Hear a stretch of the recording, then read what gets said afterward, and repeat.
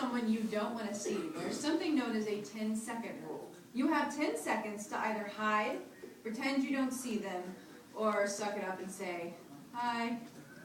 I'd wasted 9 seconds of my precious 10 standing stock still in the middle of the garden, my heart racing the Kentucky Derby inside my chest.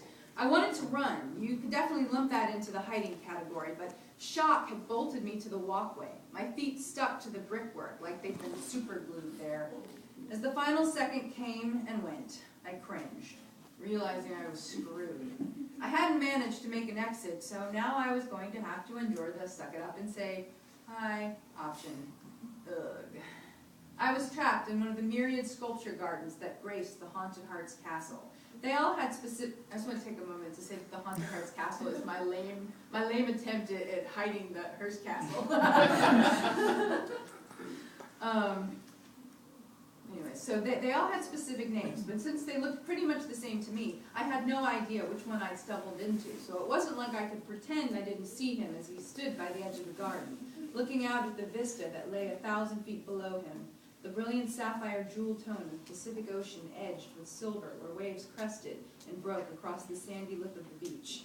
He had his back to me, but from the rigid set of his shoulders, I could tell he knew I was there. His hair was still as dark and thick as I remembered, but now he'd cut it so short the pale skin at the nape of his neck was exposed, making him seem vulnerable, even though I knew he was anything but.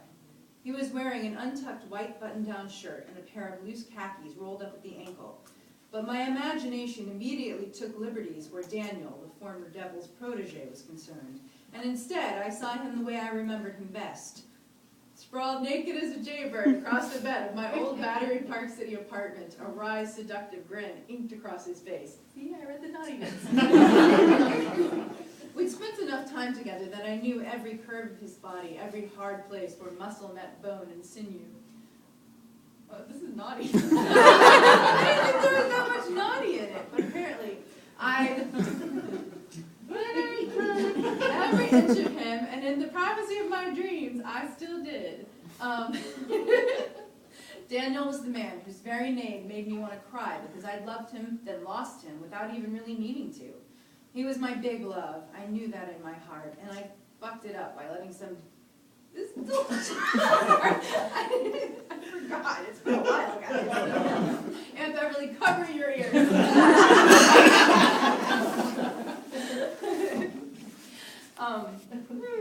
He was my big love. I knew that in my heart, and I'd fucked it up by letting some jerkoid finger me on a New York City subway platform. That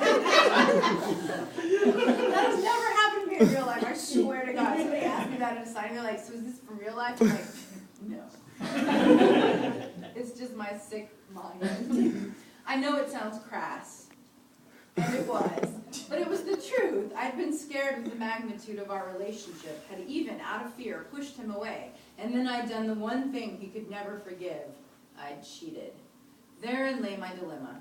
I was in love with Daniel, and he wanted absolutely nothing to do with me. Especially now that he was the acting steward of hell, looking after the devil's former dominion while God figured out how to punish Lucifer for committing the ultimate faux pas, trying to stage a coup on heaven and purgatory.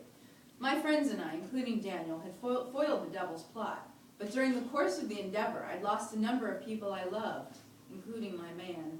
And even though Daniel was still alive, he was as dead, at least to me, as all the others were. My one comfort was that his new job had him so busy undoing all the evil stuff the devil had done down in hell that it left him no time for any kind of a personal life.